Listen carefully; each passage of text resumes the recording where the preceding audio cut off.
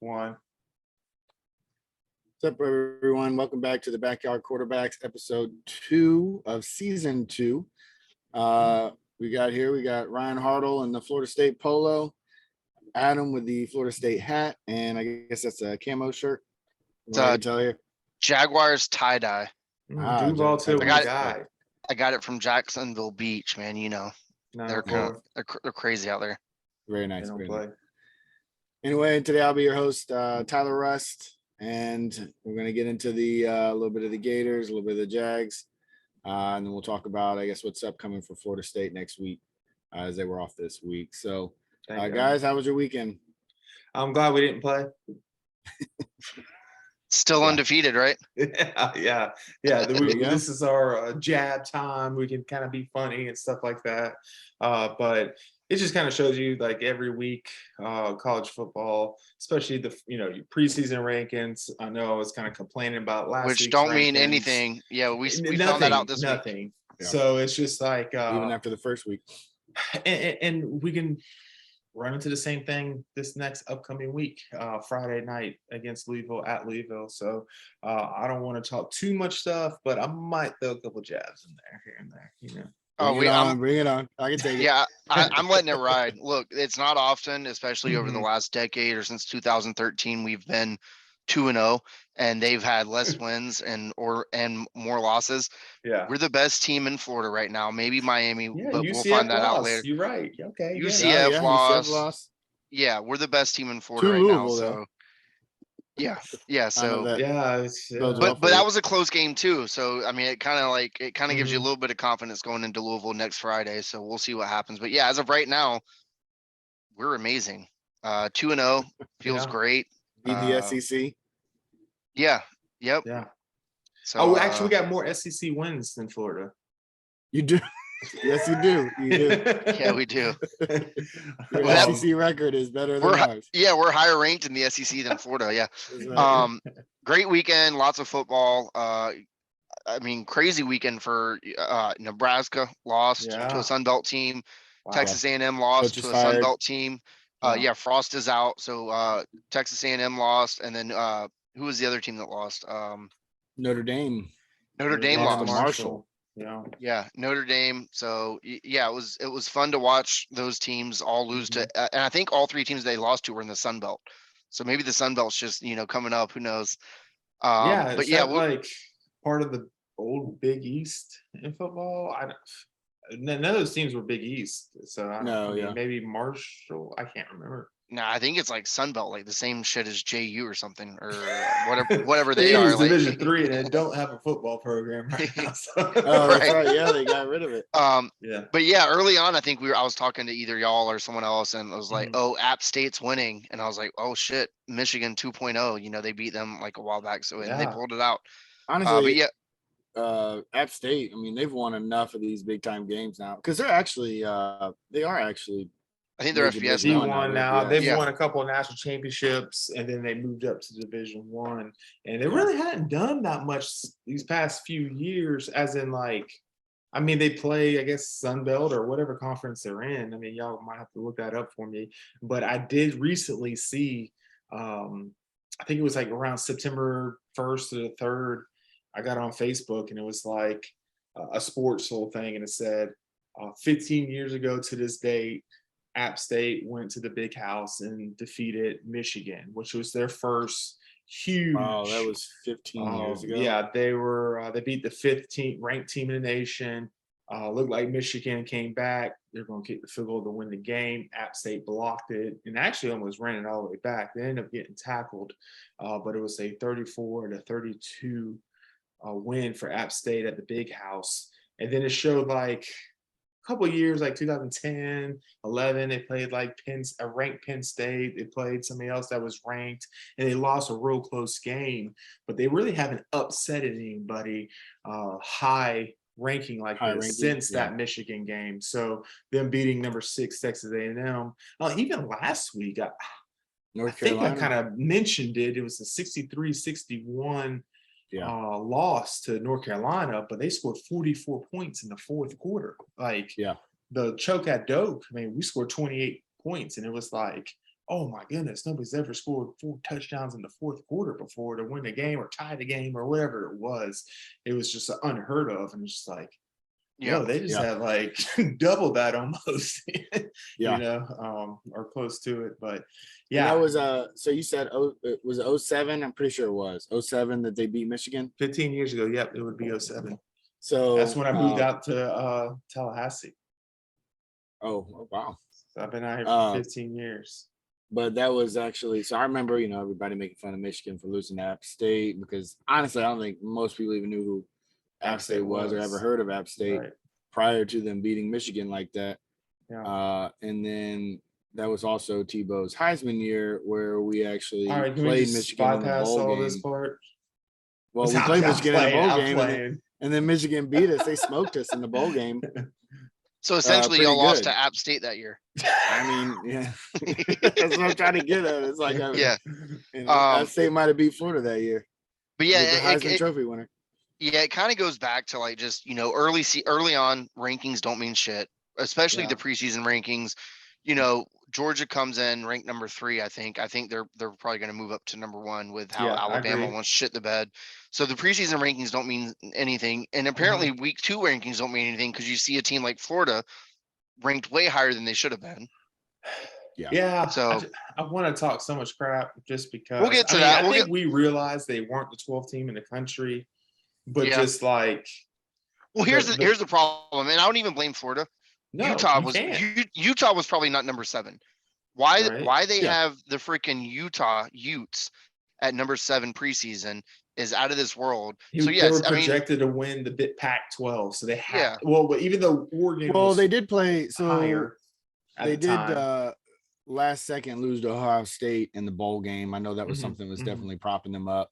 Why people were high on them. They returned their quarterback, who he didn't start. So the reason that they had 4 losses, I think 2 or 3 of those, maybe 2 of them came. They were missing that linebacker that was the leading tackler for the Jaguars this week. He got replaced by Mo Diabate from the Gators, who he was a part of the Gators defense that missed a ton of tackles, and he was the one that Anthony Richardson did that jump fake on. So he went for the ball instead of going for the tackle. He might not be first round. Didn't work out too well for him. Let's before we get too deep in college, which I know we're obsessed. Yeah, we are obsessed, and a lot to talk about. Jaguars today, they played. They went up to DC to play that Washington football team / Commanders / ex-Redskins. The game was really good. We really looked awful in the first half. So there was Trevor Lawrence overthrew a touchdown in the end zone, and then he hit ETN where it would have been a touchdown, and ETN dropped it. And then I noticed kind of like it after that, it looked like ETN wasn't in as much. So I know we kind of talked like, they should have rushed the ball more. James Robinson, 11 carries for 66 yards, ETN 4 carries for 47. Definitely should have ran the ball more. Trevor Lawrence had, I would say, an average game. He had some parts where he looked really good, parts where he didn't do really well. At the end, we had a chance to win it with like a minute 45 or something like that. And I will say this throughout this game, and the second half was much better than the first. We were finally moving the ball like a normal NFL football team. Like we were able to move the ball downfield, pass rush. So that was exciting to see. And who knows if that's play calling, better coach.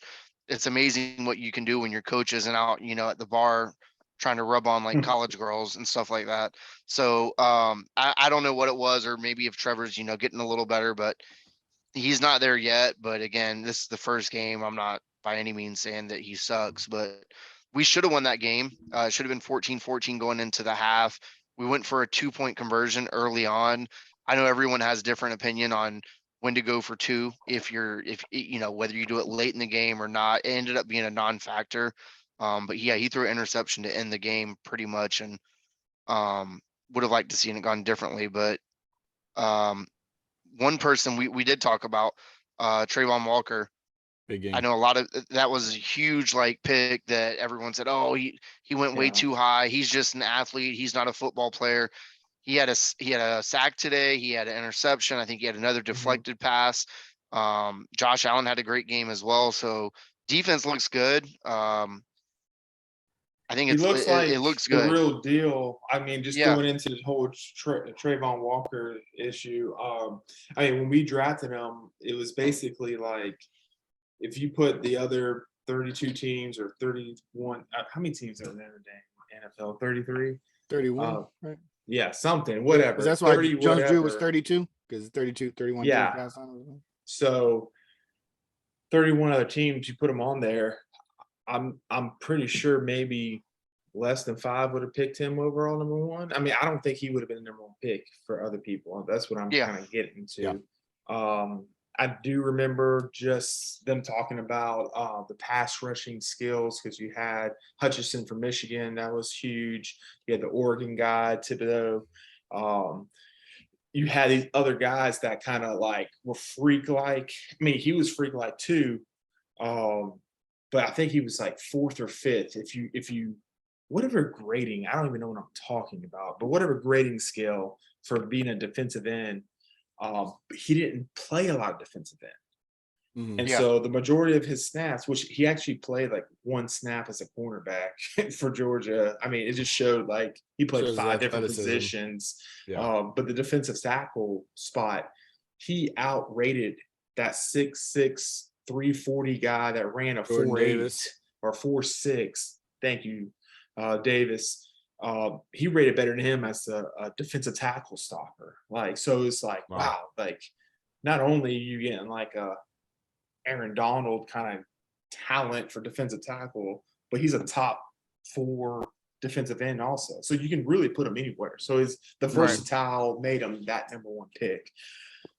I'll leave it at that. But I'm impressed. It's nice to see. We got to see him a few rounds, series in the preseason. Yeah. He was showing sacks. He was showing pressure. And now in that first game, his first real game, he gets a sack. He gets an interception. It wasn't a tip pass or anything.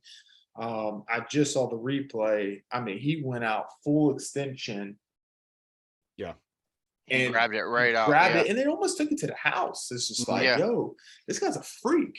Yeah. We might need 1 more 2 of those guys. Hopefully we'll get a nice Georgia pipeline right into Florida, I'm into Jacksonville. Florida didn't work. Florida pipelines haven't worked out. No, but, hopefully the Georgia one. Hey, I don't care if we ever draft a Florida State player ever again. Just don't draft a Florida Gator because they ain't doing crap. I mean, we do have Fred Taylor. We do have Fred Taylor. Okay, but we're going over. I mean, do we add Tebow to the offer? 30 years or whatever it is. Do we add Tebow to the offer on this? You know what I mean? We didn't draft Tebow. We kind of picked Tebow up. He was cut him pretty quickly. He was just not with us. Yeah. But with Trevor Lawrence, I wasn't able to see the game here in Tallahassee. They had the Atlanta and Saints game on, and then the Miami New England game. But just looking at the stats, he threw for 275 yards. Looking back at last year, that would have been his 3rd highest collegiate NFL game. He had a couple 332 and a 319. Here he comes in at 275, 24 for 42. Sounds like he made a mistake talking to y'all before this podcast with an interception, kind of pressured a little bit. Kind of sounded like it didn't really come out of his hand properly. It got picked off. I'm not mad at that. I'm not mad at that at all. You know, like seeing. Go ahead. He actually, just let me stop you real quick. So he actually was going to have another chance. So we were going to have another chance, most likely, to get the ball back, and it would have been it'd have been within less than a minute. I mean, maybe even 30 seconds. I don't know how much they would have drained the clock down, but then we had we had offsides or whatever that. So then they were able to just run the clock out. So I mean, they might have still got it. So I think it was 3rd and 3, and so maybe they would have gotten it. But we would have possibly had a chance, but then we just did an offsides and that was it. So it wasn't it was a bad decision. He shouldn't have done that just because we're in a time where you're going to have another down. So we were going to go for it on 4th down, and it was 3rd down when he did it. so you don't have to force it right there. You're going to force it on the next one. Yeah. So he should not have done it, because like he was running to the sideline, and it was just unlikely he was going to make, because it was the way down. He's trying to throw it downfield, running to the sideline, and so he shouldn't have made it. So yeah, it was bad. For me, it was just, and maybe we should just write off last year altogether, just because of the cluster that it was. You really have to. Yeah.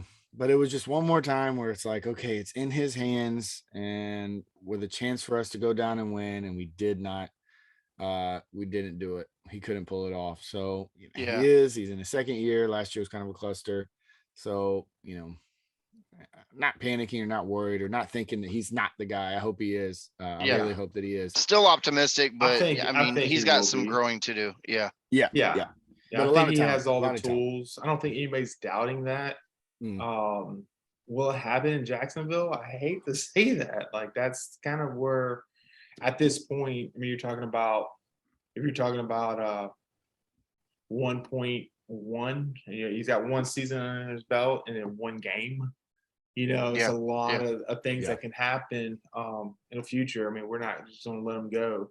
I see Christian Kirk, where we got made fun of for giving so much money to. But that's kind of how you have to get anybody to come to Jacksonville. You got to overpay them. He had 12 targets. He only caught half of them. But for 117 yards, I think he's the real deal. He had a long of 49. I like him. I think he's the perfect, I almost said Doug Peterson kind of guy. Okay, when they won the Super Bowl with Philly, they didn't have this like number one guy. I think Ashlon Jeffrey would have been like, oh, he's that number one guy, but he didn't do much after that. Ryan, you want to introduce our guest for today?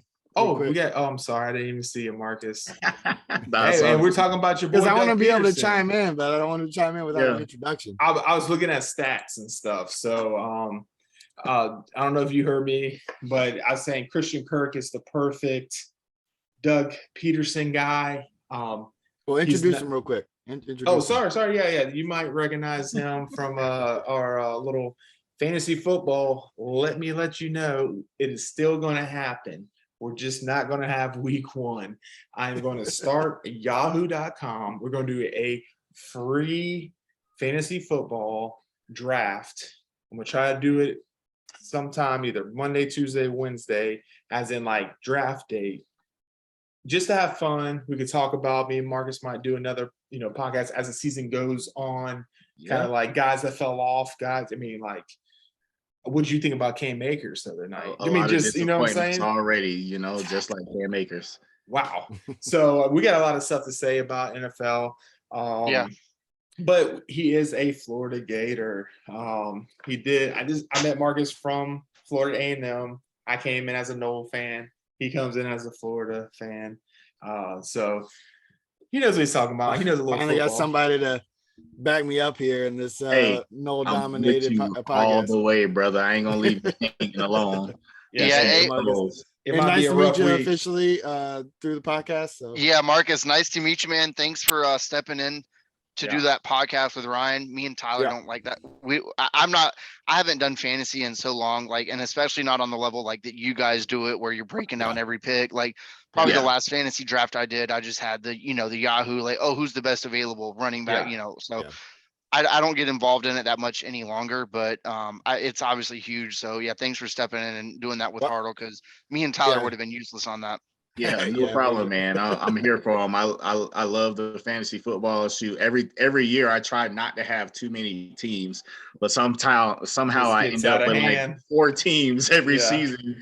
So it's all in me. So I'm with it all the way. I got y'all back. I'll cover that part for y'all. So true story.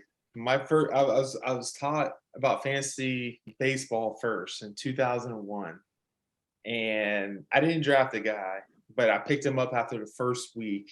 His name was Albert Pujols, and he's now hit 696 home runs last night.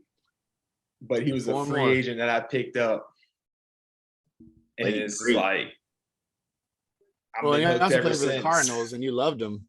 Yeah, that was the reason. I mean, I was a huge Cardinal fan. He probably drafted JD Drew, but not Albert Pujols. No, yeah, nobody drafted Albert Pujols at all. It's like, well, I'll try this guy. This guy's hitting 400 and a home run. Let me try him out, and he ended up being a stud. One of the best hitters ever. Yeah, so that's just my little tidbit.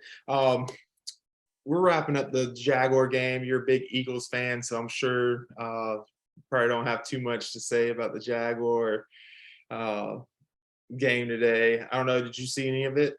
I didn't see much of it. I saw some highlights. Yeah. And that first round draft pick that you drafted, we just Jaguars went crazy about overall. Yeah, the real deal. They questioned that pick of him being the number one overall. We were just talking about that. Yep. We questioned that pick. He's showing why he should have been the number one overall pick. I hope he keeps it up this season. Yeah. That was an amazing performance. It really was. Yeah, Trevor Lawrence just got to settle in a little bit more, and y'all gonna be all right. I think he will.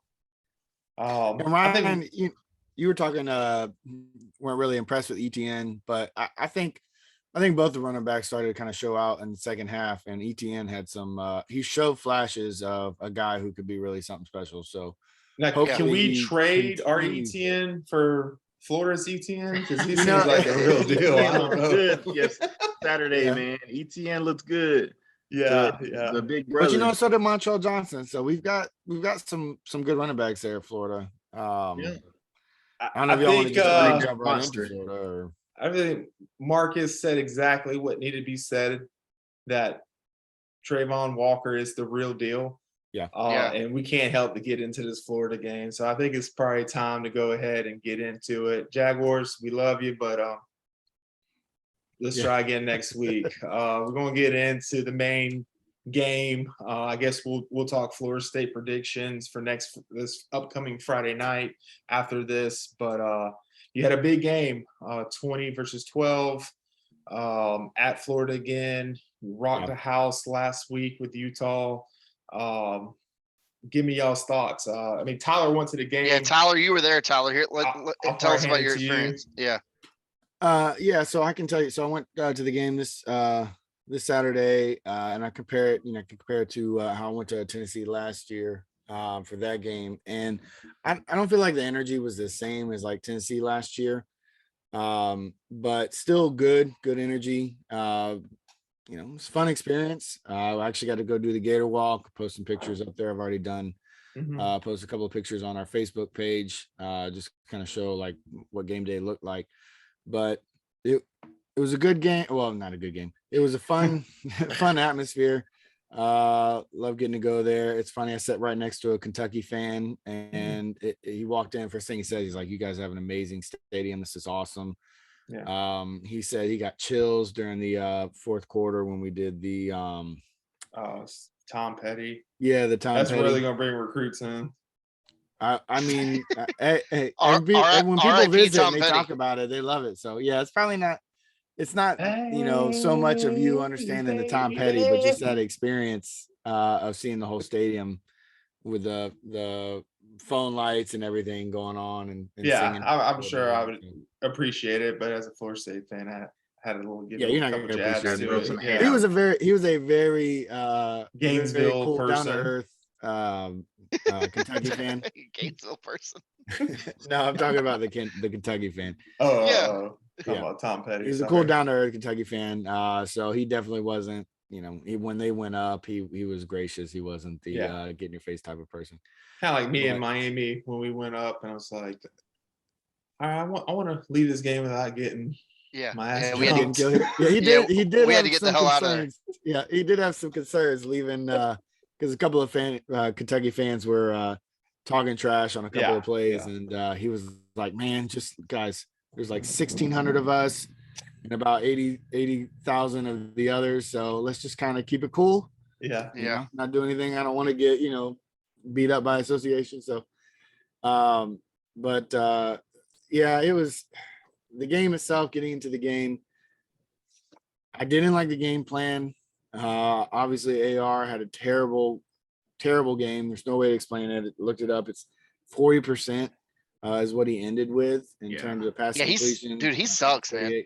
He sucks. Okay, we're not gonna go that far. We'll get into that. We're not gonna go that far.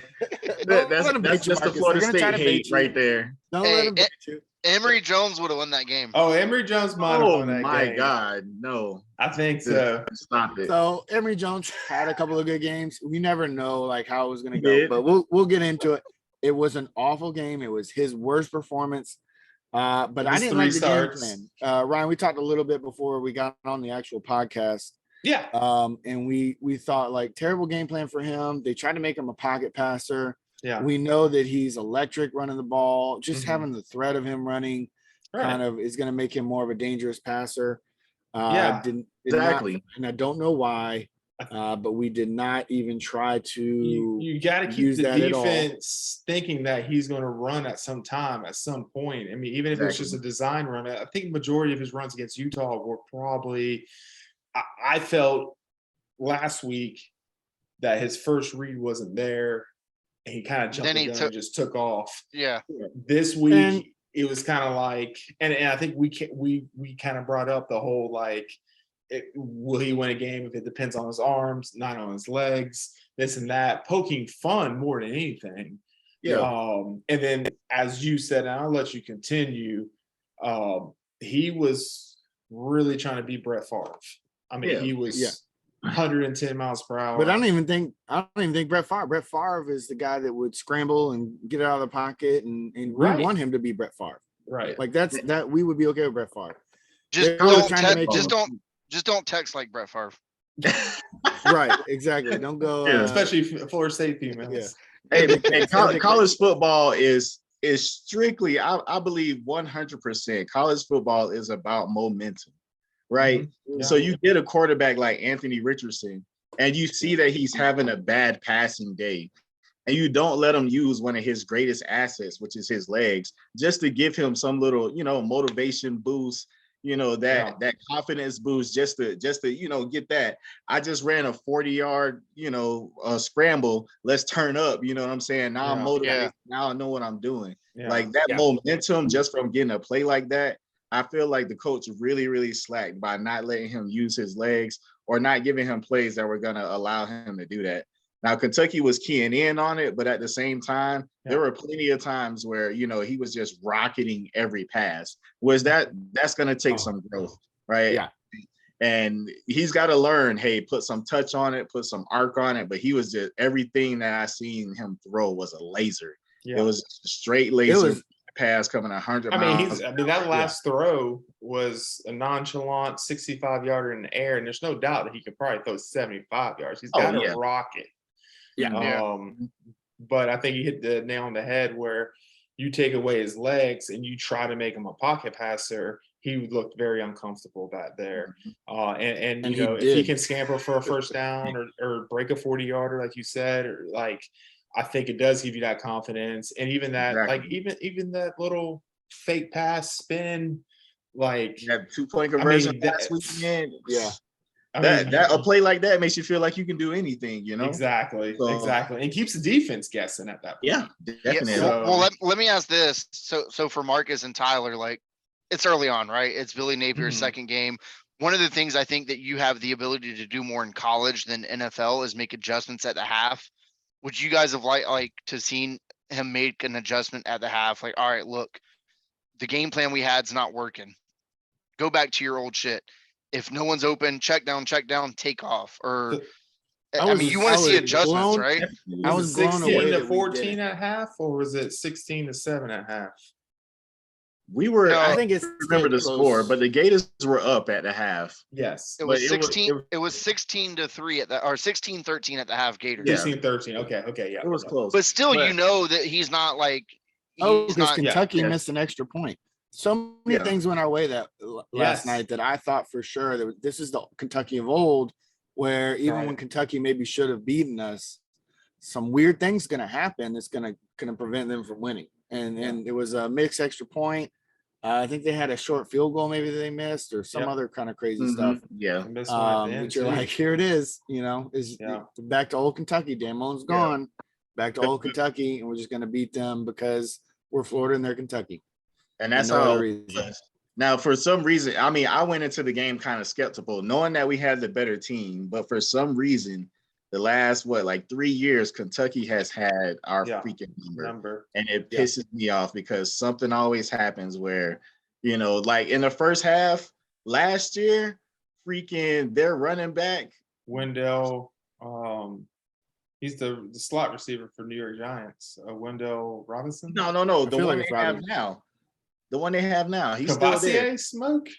Yeah, Kavasi. That's their third string. The first one got he played, but he's electric though. And he lit us up. Yeah. We could not stop them from running the ball last year. I'm pretty sure that's their third string running back. So now he's a starter, Kavasi or Smoke. He started, but their main starter I think he's a transfer, but he's I think he might have been hurt or something. And then somebody tore ACL. I don't know if he was some type. My understanding, he was like, they ran the ball all over the place last year, and that was the thing. So when we came in that first half and they could not run the ball, they had 1 rushing yard. I was like, Levis looked terrible. This is terrible, Yeah. I'm like, we got this in the bag. They can't run a ball. Defense played great, but defensive line getting pressure all over the place. Yeah. Gervon Dexter. Exactly. We had so many sacks, and it was just, to me, it was all quarterback play and coaching, right?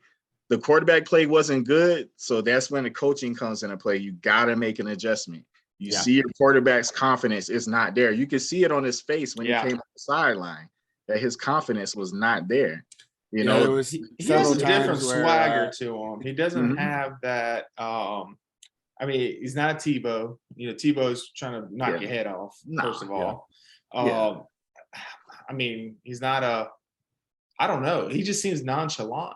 In the Utah game, he was very charismatic and pumped up, getting the crowd in the game. Yeah, he looked really confident in that Utah game. Yeah, he didn't look that. He didn't have that same charismatic, attitude. I really think they tried to just force the throw and not make an adjustment in the second half. I was just shocked, reading afterwards.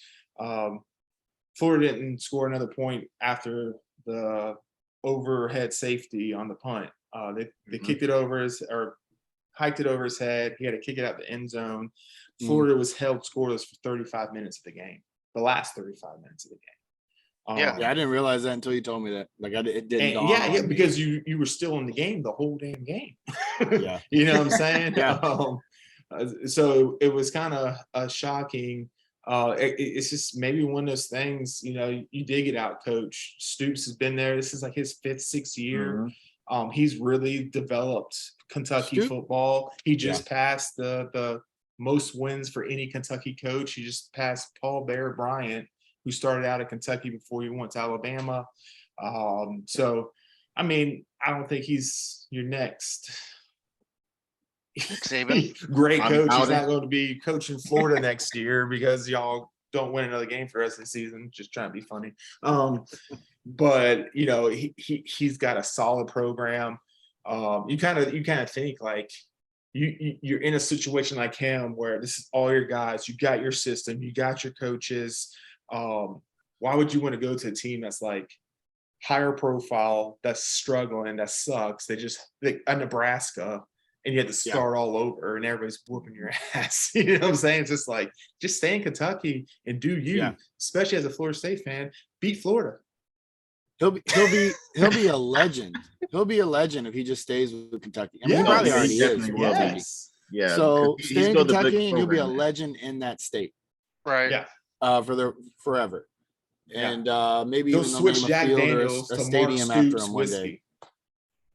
There you go. Kentucky bourbon. Honestly. Sorry, bourbon is Kentucky, so it's going to be Mark Stoops. I mean, it is Kentucky a basketball bourbon. school, so maybe they don't care enough about the football team. But in terms of the football, I mean, who is it? Was it Rich Brooks? I think was their previous most winning coach. Paul Bear Bryant at Kentucky. He was the most winning coach. He had at 60 Kentucky. wins. He tied Paul Bear Bryant. Stoops last night. Yeah. They kept it was the big ordeal. that not only did he beat you, Sorry, I was at the game, years, so I didn't get the TV production, so I didn't get all the. Guys, here's the stats thing. and I stuff. didn't even know Paul Bear Bryant coached at Kentucky. I can tell you about like 50 basketball players that went to Kentucky. I would have never told you Paul Bear Bryant started off at Kentucky. No one knew that till they said that stat last night. That's like asking like where'd Spurrier get his start at? Only the diehard Gator and Florida fans know that. No. When I heard that, it was crazy because I think it said like Kentucky didn't beat Florida for 32 years, and then they finally beat them. And then they lost. Dan Mullen gave it up. I think it was at home. Yes. Yeah. Dan Mullen first time. Y'all beat them at Florida, and then they beat y'all. We beat them at Kentucky. Kentucky, right? okay. Then beat them at Florida, and then they beat us at Kentucky. Back-to-back years now. Last year. Yeah. And then now they beat us at Florida. Yeah. So 3 out of 4 years, is that what we're saying? Impressive. It's like the game against Kentucky defines the rest of the season for us. We beat Kentucky, we're probably gonna have a pretty decent season besides last year. Yeah. But we lose to Kentucky, it's just like now we just lose every game that we're supposed to win. In the 90s, that would have been Tennessee.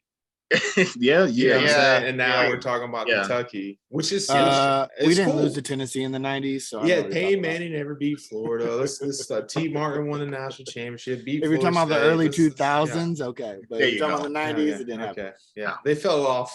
But they had a good little run there. Peerless Price. I don't know if y'all remember that name. I remember Al Wilson, linebacker. They've had a couple other guys that were pretty damn good. Yeah, I mean that game. That's one of those games. So I'm sure we all saw the Alabama game, right? Alabama, Texas. Yep. Yeah. So I feel like if Florida would have escaped that game, narrowly beating Kentucky, you got a cakewalk next week, South Florida. Like, all right, we aren't as tight or as good as we thought we were. We need better execution. Maybe Billy Napier runs practice a little bit better for the next week, but that's one of those games where I think if you narrowly win, like Marcus is saying, that sets the trajectory for your whole season. Yes. You're top 10. I mean, you're probably 8 or 9. Yeah. And then whoever happens next week. Especially given the teams that lost, so we would have moved up. Yeah, Kentucky moved up into the top teams 10. Lost. As they should. Yeah, they beat the number 12 team in the country. They beat the number 12 team. That beat the number 7 team. They went into the swamp. Kentucky basically beat Utah and y'all at the same time. You know what I'm saying? Because y'all jumped from 96 to 12. 96. Hey, at least you won the national championship in 96. 96. That's y'all's ranking. Okay, that was y'all's preseason ranking. 96. Good year. Hey, we're 33 now in the voting. Oh, we fell back. I love it. I don't want to be ranked. I mean, Marcus, do you have anything else around the Florida game that you want to touch up on, really, or? No, not really. I like I said, I like the defensive play. They did their job the whole game. Yeah, they did. Because the defense did not look solid against Utah. No, they didn't. Right. So we come against Kentucky, and it's just like, okay, this is the Florida Gator defense that I'm used to. But the offense slacked. And really, on a part of the offense, it was mainly the quarterback play and coaching. We ran the ball pretty well. Receivers, they tried to do their best. With balls coming out of 100 miles an hour, high in 100 miles an hour. That just doesn't work. You know what I'm saying? Sometimes behind. It's just like they had no chance to catch those balls. No. So, but other than that, I remember him throwing that ball about wide open. One other thing I 99. One other thing I wanted to say about that game. If your name is Cavassier Smoke, you better be a boss. Like that's you ever see those football names and you're like, man, that's a good football name. Like, dude, your last name is Mortal Smoke. Kombat character. It's like when you're 7 feet tall and your name's Duncan and you play basketball. It's like that type of name. You're able to get in some place that we're 21. We all did the hookah, and it's like, let me get that Cavassier Smoke. But I mean, that's like DeAndre Swift today. That's about that. Arnold, we couldn't. Every time I come we here, couldn't afford anything called Cavassier back in the day. Not in college anyway. I still probably go to 40 than Kabaskia. Probably not. Yeah. Oh man, that's great. Yeah, it was crazy. It was still a winnable game. As a Florida State fan, I don't want him to figure it out because I feel like it was his only third start in his career. He's still young. He still kind of looks like a deer in the headlights at time. I think he gets it all together. He's what he is projected, a top 5 pick in the NFL draft. Let's not figure it out, AR. Let's not figure it out. You got plenty of time to figure it out. Don't worry about this year. Yeah, try next year. This year's already over. Hey, so honestly, I mean, we're not beating Georgia. I don't care how good he plays. So I'm fine with if it was him. This is the year he figures it out. Let the coach figure it out this year. Figure it out this Georgia. Year. How sweet would that be? Still beat Florida State. Mm-hmm. And then we'll figure it all out next year. Beat Georgia, lose to Florida State. You'd rather have that. You'd rather have that number one knockoff. 100%. 100%. There's no chance we're going to the playoff anyway. So if you're like beat Georgia and then just like, could you imagine the hype that brings us? And then lose Florida State, that would be weird. Because they'll be number one by the time we play them too. Oh, they're number one this week, right? Did they? They should be. They should be number one after Alabama's performance. Yeah. That was bad. Alabama looked terrible. I mean, they did not. Yeah. It wasn't just that it was a close game with maybe a team that should be ranked. I don't know, but they didn't. They you talk about Anthony Richardson looking off. I mean, obviously, Bryce Young didn't look anything near as bad as Anthony. Those Richardson. last 2 or 3 drives for him look completely different than the whole game that they played. I think we were texting during it, and Hart was like, "This is just a game that Alabama pulls out. Like they're going to win this game." And that was like at the half. Yeah. You just had that feeling like they're going to figure it out at the end, especially when they're shanking 20-yard field goals before the half, and then they're kicking field goals. I mean, Texas gets an end zone a couple times. That game's over. But Alabama's 5-star every possession, stopped them, held them to field goals. They were able to come back and win that game. Texas's defense looked really good. Yeah, they did. For me, though, it's like with Alabama, I'll say this all the time, and they're more so than any team that I've ever watched, and it's year after year. You have to beat Alabama all 4 quarters. Yeah. All 4 quarters. You have to outplay them all 4 quarters, because so many times I've watched them look like they're going down. And then in the 4th quarter, they just turn it on. They do what they need to do, and they pull it out. It's happened. That's the sign of a great program. Yeah. Happened a few times with the Gators and a few times with the Georgia Bulldogs these last few years. Yeah. Like the last 4 or 5 years, they got a lead on them in the SEC championship or something. And just whatever you're doing, keep doing it. Yeah. And they change up the game plan second half, and Alabama makes the comeback. It's if you're undefeated, exactly right, going into SEC championship, don't even plan to win. Just keep it close. Yeah, you're going to the playoff anyways. Yeah. You're going to the playoffs. Hey, y'all enjoy the SEC championship, get your ring, whatever you need. But we're going to enjoy that experience experience in the national championship where it matters. Yeah. I don't know. It's crazy. Did y'all see after that game? So the Alabama players were doing the horns down, and Saban's running up. He says, "Stop that shit!" Yeah, I saw him yelling. Yeah. So that's what he was saying. Which I mean, that's typical. Let the kids have fun, man. Nick Saban's all about discipline, man. That's why his team's been as dominant as it has for so long. Well, he knows too, though. He's going to be the one getting all the shit.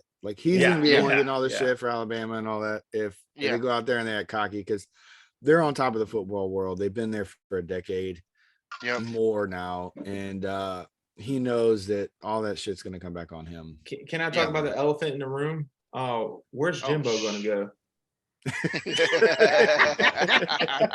Hey, so that was one thing I wanted to say. I was like, look, we lost to Kentucky, but Kentucky's ranked and they're at least considered now still a good team. Yeah. But you've got Notre Dame who lost to Marshall. Yeah. So we're not Notre Dame. Yeah. You got Nebraska who fired their coach because Adam, you were talking about all this right before we got on the podcast. Yeah. Nebraska fired their coach this morning because of how poorly he's done, and that was somebody I don't know that Florida ever considered him actually, but that was a lot of people were saying. It was the same time when we brought on. It's actually Mullen. Dan Mullen. Dan Mullen got fired before Frost, but Yeah. Glad we didn't get him because that would just been another failed coach, and I don't know, maybe he would have done a little bit better than Dan Mullen. We lasted a little bit longer, but I still think Billy Napier is the right coach, but at least we're not them. Texas A&M losing to App State, so it could be worse. It could be worse, and I don't feel near as bad as I did when we lost Kentucky last year. I still feel like we've got a chance. Feel like we got a chance to turn things around. We won't win the SEC East. It's not happening. Georgia's got that locked up. I think they're better than Bama. I think they'll beat Bama in the SEC championship game. You need a 9-3 record. I think that's going to just excel your recruiting class. Yeah, new coach, recruiting class is huge. We're in on several stars hitting on all cylinders, and everybody's like, "Yo, I want to play with this guy because he's coming back." Well, I mean, it depends. If he starts hitting all cylinders, going 9-3, he might be a top 5 draft pick. It's a crazy situation. He is. His athletic ability and his arm puts him on that where he doesn't need very long to do it very good. He's got a cannon. NFL's like, he just got to learn how to control it. Yeah, he'll be playing for the Jags next year. It's all about potential. They don't care. They don't care if you can do it now or not. Yeah, you know what I'm saying? Like this guy can throw it 80 yards in the air. Old Michael Vick commercial, him throwing it out the end zone, out of the stadium and everything. Look at Jamarcus Russell. I mean, the guy got drafted first overall because he could throw the ball. What was it, 60 yards from one knee or something like that? Yeah. So, man, that was a cluster. That dude was national champion. He has so many things going on. He wasn't ready for the NFL. His mindset wasn't ready. Who knows if his skill set was ready, but I mean, he looked good in college. That's all they care about. You look good on college, you can play in the next level. He said in an interview with himself that he wasn't going to study. He looked good. Yeah, the famous story of him giving a blank tape. Yeah, a blank tape for here's the. It was supposed to be like the team that they were playing, what it was supposed to be. Bro, I ain't got VHS. I need to give me a CD or something. Or maybe it was the plays. It was the plays they were supposed to run that week. He was like, I looked at them. They look good. Let's do it. We're good. Good to go. Or that's like you'll hear teams will be like, hey, look over our playbook, and they'll put like a $20 bill on the last page, and did you read through it? And then the kid never mentions it. It's Jamarcus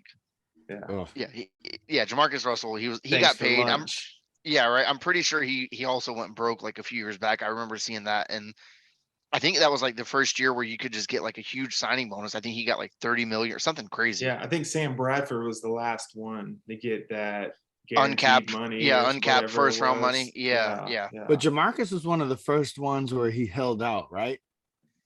I believe he's one of the first ones that held out really late into the negotiations. I mean, it makes sense. I mean, so he had very little time to actually even. Shit, he made a lot of money. Yeah. He did. Yeah, he did. So Florida, you got well, we didn't play. Florida, you guys got South Florida next week. Y'all are favored, I think, by 20 something. Yeah, it sounds like USF looks pretty bad. So hopefully he has a coming out game, and y'all are favored by 24.5. Would have been an amazing game for y'all if y'all beat Kentucky, and then this would be a confidence builder going into the following. Florida State has Louisville. We're actually favored in that game, Hartle. Did you know that? It's scary.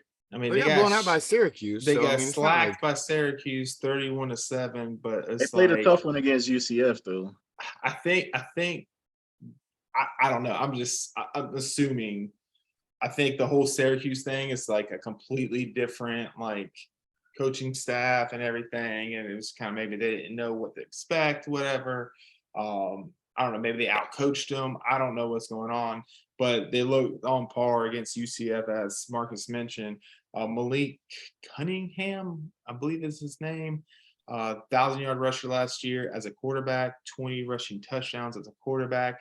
He made the winning touchdown. It was late in the fourth quarter or early in the fourth quarter, I think, to put him up 20-14. I actually watched a little bit of the game. I came very impressed with the right tackle for UCF. He's 6'10". I text y'all. I'm like, yo, I've never seen this guy this big play in college football.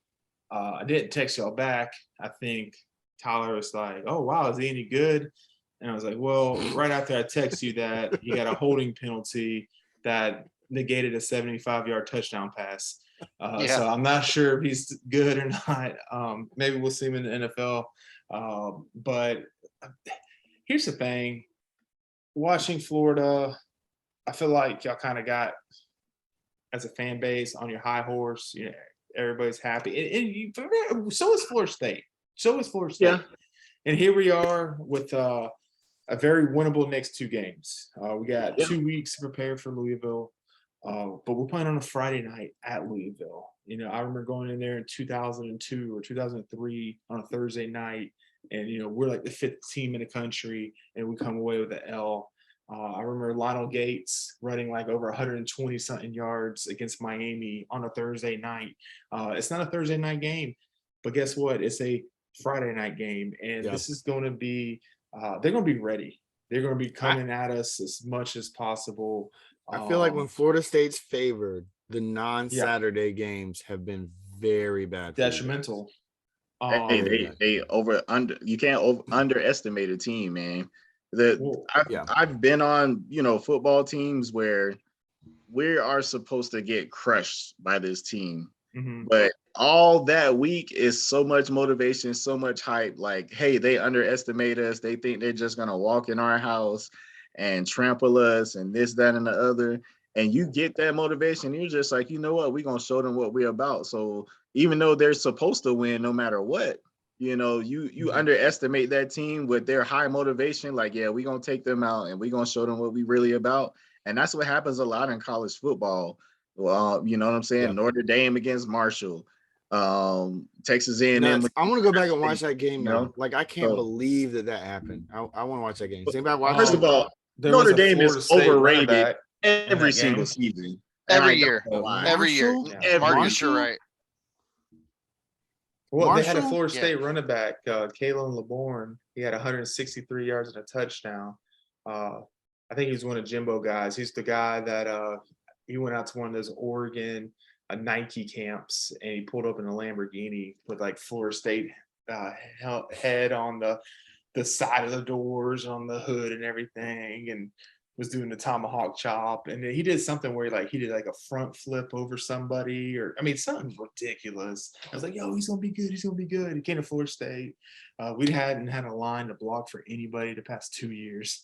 Got injured and left and beat Notre Dame single-handedly. I don't even think anybody needed to help him. But I think that's what happened. I still want to see that game. I gotta watch. But I do have a theory. Florida State, the stadium, they have a couple of. Wait, you talking about Doak? Doak Campbell Stadium. Doak. They have the communication department in there. They got a couple other departments in there.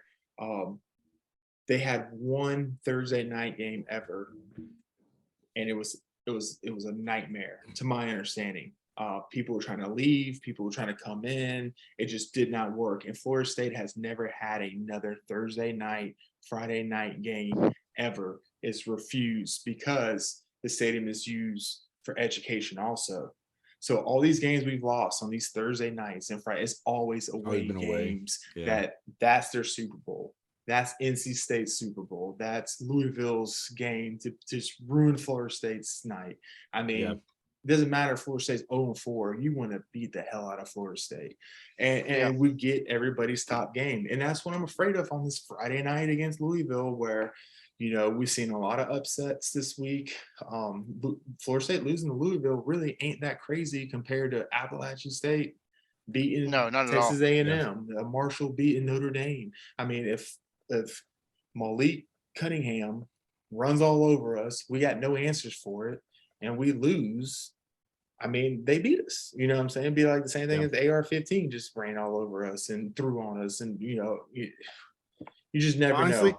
Some of the more exciting and more fun games I've watched that are outside of the Gators is, I'm not trying to talk shit, but is watching you guys lose on Thursday and Friday nights, because like, one, you're the premier game for those nights. Yeah. And God, that's what I love about college football. It's just like those Thursday, Friday night games, and you get to start on Thursday night and it goes Thursday, Friday, Saturday. Yeah. And, you just got good football on those nights. And then, obviously getting to watch Florida State. Love to see y'all on a Thursday night away game. See how good y'all do. Especially on. Yeah. I mean, hey, we play a Friday night away game against Florida State this year. So, we'll see how that goes. And the reason for that is I'll be honest, Thursday. Now I'm really, really, really worried about that. Thursday is Thanksgiving, so there's no school.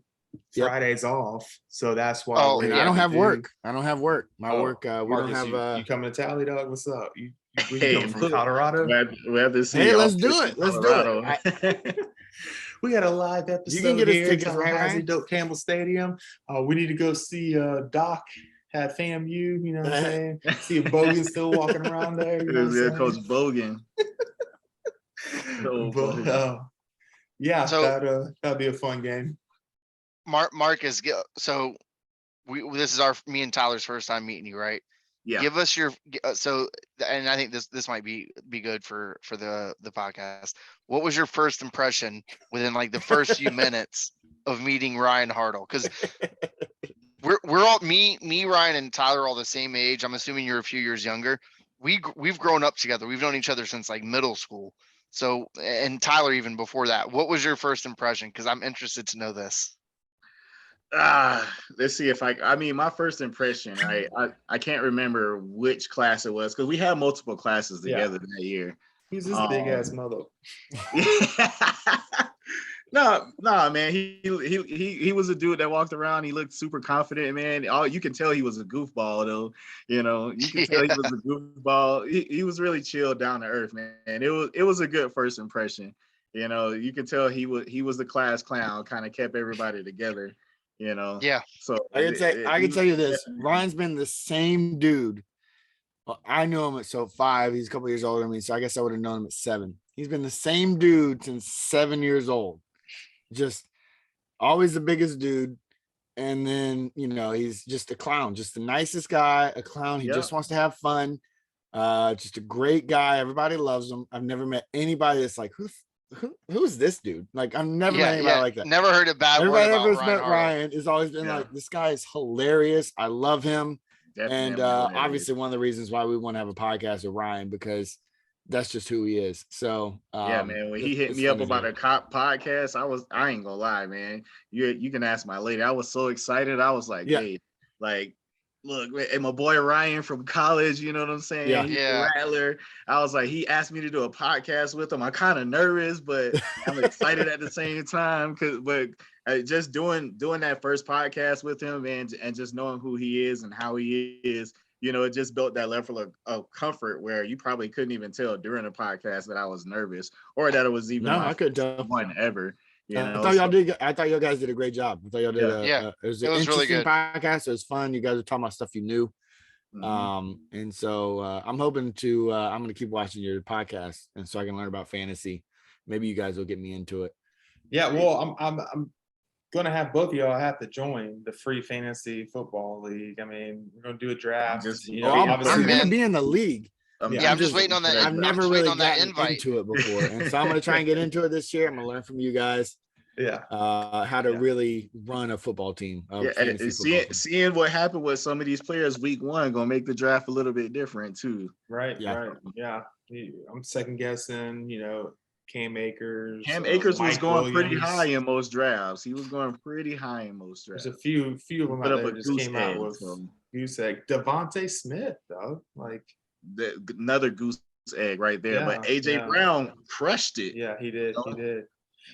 Maybe we're on to something. Maybe we should just start every year the league's going to start 1 week into it so we can see how the guys really play in week 1 instead of just get a head start. Well, it's just kind of like it's going to be something different. It's going to be something different that we're just going to. It's the backyard quarterbacks. We're just going to do it 1 week late. It's like a lot of guys too. Aaron Rodgers had nobody to throw to today. He took all the money and let Devontae Adams walk.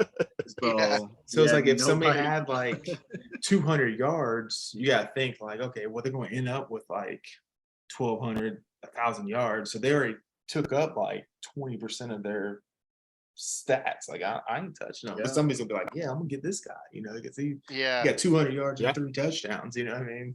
It's just funny how all that kind of stuff works out. Let's do some predictions. I don't want this episode to go too far that nobody listens to this point anymore. You got predictions? Is it Tennessee and Florida next week? Y'all got a bye week? I don't remember. USF. We play USF. So good Lord. Let this be the comeback week for blowout. Bounce back. AR has a big day. He starts looking like the AR that we hope that he can be. 75 rushing yards, 200 plus passing yards. Yeah. I think you get a little both. Which is not a lot to ask for. No. It's not a lot. That's going to be his standard.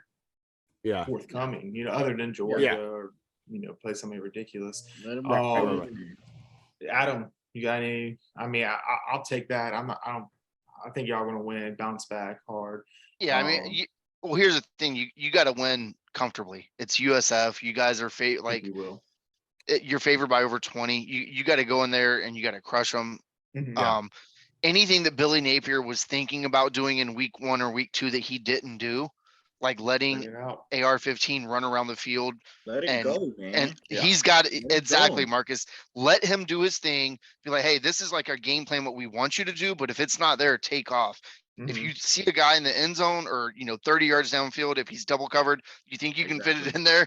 Yeah, fit it in there. Yeah, I mean, him be him. I understand. Marcus, I'm interested to see. I understand the Lamar Jackson narrative. You know what I'm saying? People talk trash about him all the time. Say, oh, he's a running back playing quarterback. He doesn't stay in a pocket. He's a scrambler, blah, blah, blah. Forget that narrative. Let Anthony Richardson be Anthony Richardson. Just like the Eagles did today with Jalen Hurts. Jalen Hurts scrambled a lot today. And if he wouldn't have scrambled a lot today, we would have lost to the Lions today. And so let Anthony Richardson be Anthony Richardson. Whatever he's good at, let him do it. Don't try to make him sit in a pocket all day if that's not what he's comfortable with. We know he can make some throws from the pocket, but every single throw doesn't have to be from there. Roll him out left, right, whichever way he's comfortable with. Give him some read options. Let him run the ball, some design quarterback runs too if you can. Let him be him. Let him play comfortable, and he will show you the level that he can play at. Yeah, Marcus, I'm interested. Like my because I was thinking about this game, and I'm thinking back to 2009 when Tebow, if you remember, there was a big push on after the 2008 season that Tebow would never be an NFL quarterback because he couldn't sit in the pocket and he couldn't pass. And I felt like in 2009 season that there was this big push. Now, granted, Dan Mullen had left. He went to Mississippi State at this point, and so we had a guy went on to be the Maryland head coach. I'm blanking on his name. Was like our offensive coordinator. And it seemed like they wanted to try their best to prove that he could be a pocket quarterback, that he worked all off season on his passing, and our offense looked terrible all through that season. We managed, I guess, just because we out-talented the most of the, and that seems like a weird word, talented. We just outmanned the other teams in the SEC that year until we got to Alabama in the SEC championship game. Where we got, handled. But I still felt like, throughout that season, they just focused too much on Tebow, trying to prove that he could be this passer and not allow Tebow to be Tebow. And I kind of felt like that was, for whatever reason, that was what they were trying to do on Saturday, is to prove Anthony Richardson is this passer. He could be this pocket passer. I don't know. Interesting your thoughts on that one. I mean, I came on here talking smack because I felt like the Utah game, even though it was won, I felt like it was so losable. And for y'all to just jump up to number 12, I took it like personal almost. I'm like, how the hell did you get to number 12? You know what I'm saying? I didn't think that's it was just that high either. Yeah, I think it's in fairness, most Florida fans didn't think we jumped that much. Yeah. Like I think most my garden and gold glasses, 18 to 19. My garden and gold glasses was like, hell no. But I mean, not sure where I'm really going with any of this. I'm just saying I didn't feel y'all were the 12th team. The whole country was like, yo, Florida's back. Fans are all excited and this and that. We're getting mocked by almost throwing away the LSU game. You know what I'm saying? Even though we won and we felt good about it, it's like, well, we got really close to just throwing that whole damn game away. Going into like a Florida State prediction, I really feel like it's going to be a close game. And I'm praying and hoping we're going to pull it out. So I think it's going to be kind of a similar score, maybe a 24-20 win, FSU over Louisville. I think Malik Cunningham's going to get his when it's needed. He's probably going to come and show out a little bit. I don't think the game that you will see has any type of mirror image of that Syracuse game they played. They're going to be prepared and ready. We've had 2 weeks to prepare. I'm hoping we're going to be able to get over that hurdle. This is a tough, and we're pulling out those new uniforms that has never gone well. All white, the all white helmet. Yeah, now that's been in the locker room since like Jameis. They've always like teased it. They've always teased it. Yeah. Yeah, they'll have recruits come in, they'll have it on and stuff, but you never saw it. And so here we go. Like the Dallas Cowboys with their red stripe. Man, I'm just kind of like, damn, why do you have to pull it out right now? Because if you lose the game, you can never wear those again. You don't want to wear them again. The black, the same thing we did. We wore the black uniforms for the first time and we lost. Like, I don't know if it was Wake Forest or whoever, but somebody had didn't they call it undisputed? Like they gave it a name. I swear it was undisputed. Yeah. I don't know. I'm really nervous about this game because this is the best chance for us to be 4-0 since probably that 2014 season. I can't remember what we did in 2015. But, you know, we went on that 27-0 win streak, 29-0 win streak between, you know, 2012 bowl game to, you know, losing to Oregon in the playoffs in 2014. You know, this is the closest we've come. We got a good offensive line. It seems I'm hoping Jordan Travis, it wasn't fool's gold that he's continued to be that accurate passer. They really didn't ask him to do too much downfield throwing. It was first downs. He didn't have to use his legs. I think he did it a couple of times. So I'm hoping we come out with these new uniforms, not too confident. But we have a 24-20. Hopefully I want to come back win. I hope we're just holding them off again like the LSU game. But I'm nervous about this one. I'm nervous too. I think it's a narrow win. I'm nervous, but I think it's a narrow win. Yeah, that's funny. Just watching the Florida State fan like process it all out. Like I think that's funny. Like to me, you guys should definitely the way you've been playing. Problem. I mean, there's definitely. I mean, you have flaws. You had flaws in the LSU game, and obviously LSU had those 2 muff punts. And if it wasn't for that, I mean, they didn't score on any of those muff punts, by the way. I know you didn't score on the second one because you didn't score on the first one. You didn't score on the first one either. Okay, no, we went for it on 4th and. Right, but I think what Tyler's saying is, who's to say LSU wouldn't have scored if they didn't on those? Yeah. Well, I mean, you know, it doesn't change the game. It's a different story, but still, I mean, I feel like it's a no-brainer. To me, a no-brainer that you guys should win. And I just think it's funny watching that FSU just kind of you're aware of back. The just like previous y'all beat Utah. How things have been. You win this Kentucky game. True. Yeah. 1 week doesn't mean anything for the next week. If that pick six was reversed, if y'all got a pick six, took the lead and won the game, you're feeling good. Top 10 team, blah, blah, blah. Which would have been right in line with everything else that was happening in that game. Right. Yeah, it was it's fitting up perfectly. Here, guess what? It's fitting up perfectly for Florida State. Yeah. Or we are who we thought we were. Yeah. And we let them off the hook. Got a nice build up until y'all face like some really, really tough opponents 3 weeks in a row. So get your confidence. I absolutely can see Florida State being 4-0 going into October. Yeah. Absolutely. We're back, baby. Yeah. And then you Anything lose else? them all. Shut up, Tyler. Hey, but we I don't know if you've heard our first episode, but we're all on the same page. If Jordan Travis goes down, we're an under 500 team. We're done. Done. So Yeah. we're holding our breath. Like, hey, we take the L. Let's take the L. Let's just make sure we walk out of there with Jordan Travis still able to play. Yeah. Right. Yeah. Yeah. Who is your got backup quarterback? NC State and Wake AJ Forest coming up. Duffy, right? He's third string. We got Tate Rodemaker from Valdosta. Okay. I remember you talking about him last year. I never saw him play, but I don't know. I mean, I hate to bash people, but I think he was like 2-6 against Duquesne with an interception. And it reminded me a lot of this guy named JJ Constantine, which is like maybe the worst quarterback that ever played at Florida State that actually got to play. So I think at some point AJ Duffy is going to surpass Tate Rodemaker. But we don't know. Yeah, because Duffy was a pretty big recruit for us, right? Top 100 from IMG Academy. We all know who IMG is. yeah.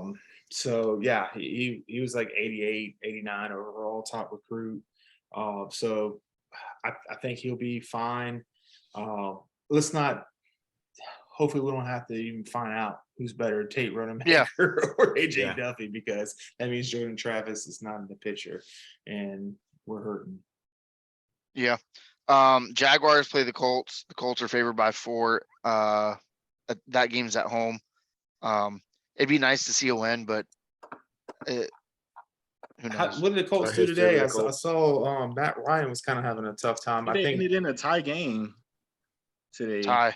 2020 against the Texans. Yeah, they were down majority of the game and finally picked it up in the towards the end. Interesting. But the game ended up in a tie. Because you would think that the Texans was coming out that with an L. Yep, that was my prediction, was Texans coming out with an L. Matt Ryan's going to do his thing. Jonathan Taylor's going to do his thing, which Jonathan Taylor did do his thing. Yeah. Over 100 rushing yards and a touchdown. Michael Pittman played really well as too. But I don't know. I seen it was just a couple of mistakes, like a center quarterback fumble that happened early on in the game, and some other mistakes, of course, that just probably had them down, and not enough time to seal the deal in the end. Yeah, I think that's what the Jaguars are looking at. I mean, last year we were happy with any competitive game. We lost by 4 this game. I guess Trevor Lawrence had a pick at the end. So it's kind of like, hey, what else more do you want? You're getting the ball back with 1:46 with your first pick overall quarterback. Right? Yep. Yeah, 28-22. 28-22. All right, 6 points. Okay, my bad. But what else? You can have an opportunity, drive down the field, score a touchdown, hopefully win the game. I think that's all you can ask for. Keep these games close. We'll see some growth with our boy Trevor. The running backs, let's get them going, because that's the best thing that's going to help them right now. Yeah. And Thank God for the second half. The first half was so bad. I was like, here we go again. Yeah. Second half gave me hope. The first game with all the new coaches and everything. Yeah, new coach. Yep. Not a terrible loss. It was a winnable game. Last time we beat the Colts was the last game of last year. We kept them out of Ruin their playoffs. So they're going to come head hunting for us this next game. So it's going to be interesting. Well, let's do the same. Come on, Jax. Yeah. Get pissed off at the loss and then come out, pissed off. Yeah, we got the secret weapon this year, Trayvon Walker. Can we put him on offense? Put a chip on his shoulder. Yeah, the way he read that screen for the interception was so beautiful. It was so beautiful. Yeah. Yeah. You don't see a lot of players that's pros and been in the league a while reading the screen the way he read it. You know what I'm saying? Like especially to come up with the interception like that. Young Khalil Mack, a young Von Miller, something like that. You know what I'm saying? And those are 2 Hall of Famers. Yeah. So hoping this guy just builds on that, and just, I mean, any Super Bowl winning team has that stud defensive end that disrupts the quarterback and screws everything up for him. So If we finally hit, because I mean, we got Dante Fowler, the 3rd pick overall, and I mean, we've gotten a lot of Derrick Henry, the first Derrick Henry for the Florida Gators defensive end. I'm sorry, I'm saying all these Florida Gators, but we just cannot hit on these defensive players. Yeah, and it'd be nice to get especially like a legitimate guy. First NFL game, walks away with a sack and an interception, and you almost took it to the house. It was Derek Harvey, by the way. Thank you, Derek Harvey, Florida Gator bust again. We're gonna trash the Gators. Let's get the name right. Yeah.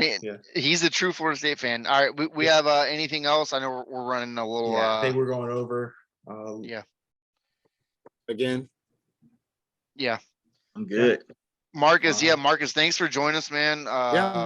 Appreciate it. So always nice to have extra people in here, different point of view. Tyler, I know he appreciates it. An extra Hey, Tyler, whenever you need some backup, man, just right. Give me a call. I'll call you. Yeah, and maybe we'll do another fantasy. We'll talk, especially with like I said, I'm gonna get this fantasy draft started. Invite everybody, and after week 1 goes by, maybe we can do another one of these. Yeah, maybe we can record the draft. Yeah, it'd be fun. All right, guys. Sounds all good. right, guys. Like, comment, subscribe. Yeah, please. Appreciate it. All right, check us out on Facebook, Backyard Quarterbacks. Just Backyard Quarterbacks on Facebook. You should easy look up, and then Spotify.